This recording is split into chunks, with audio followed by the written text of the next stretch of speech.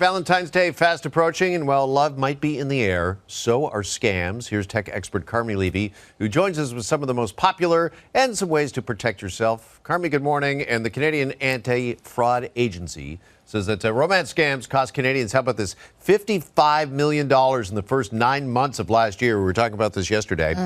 So just how prevalent are these romance scams, Carmi? Much more than that $55 million figure would suggest, because this is a really underreported kind of crime. Who wants to admit that they were duped by a potential mate? There's a lot of embarrassment and shame associated with it. It's only about 5 to 10% reported. So that's more like over $1 billion if everyone we think is being duped actually reports it. And so it just really does illustrate kind of the problem that we're facing. It's a crime that happens below the radar. No one really knows what's going on. Wow, that is crazy that there's even more than that, because 55 million is a lot of money. All right, so what are some of the more popular scams that people are using? Yeah, I mean, we're hearing a lot about romance scams now because it's Valentine's Day and they tend to spike around now. Everyone's interested in relationships. We're all shifting online to find relationships and manage relationships, so they kind of follow us there. But also there are grandparent scams, and thanks to artificial intelligence, voice cloning, that is significantly on the rise, and we're seeing a lot of those, both in numbers as well as dollars. Recruitment scams. I don't have to tell you, the job market is a frightening place, and so everyone's looking for work.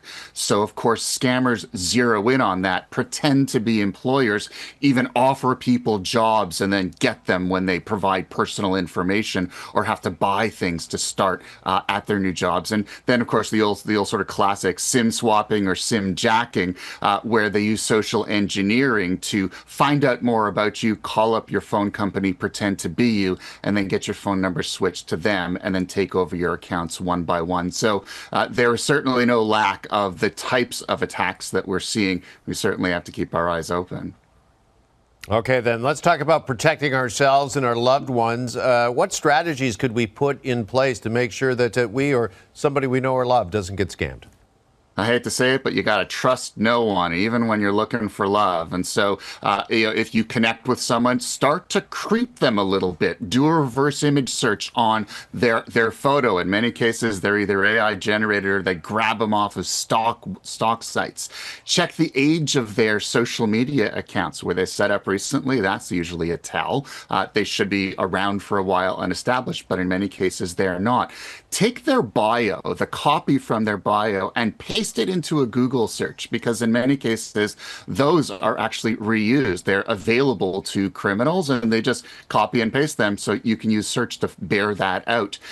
Or, you know, there are other tells. They ask you to invest in a crypto scheme or some investment thing. We're seeing a combination of romance and investment scams.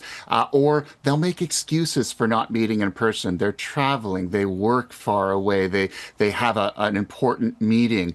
There's always an excuse. And so, you know, there are little tells that, you know, in the face of love, you kind of ignore and overlook, but really don't. There's a pattern here, and we should open our eyes to see it. Okay. If you do fall victim, what is your recourse, if any? Can you get your money back? I wish I could say we could, and then, you know, the reality is that, you know, you would figure the financial network would be more robust against this kind of thing. But and if you were duped using a credit card, there's always the possibility of challenging those charges with your credit card processor.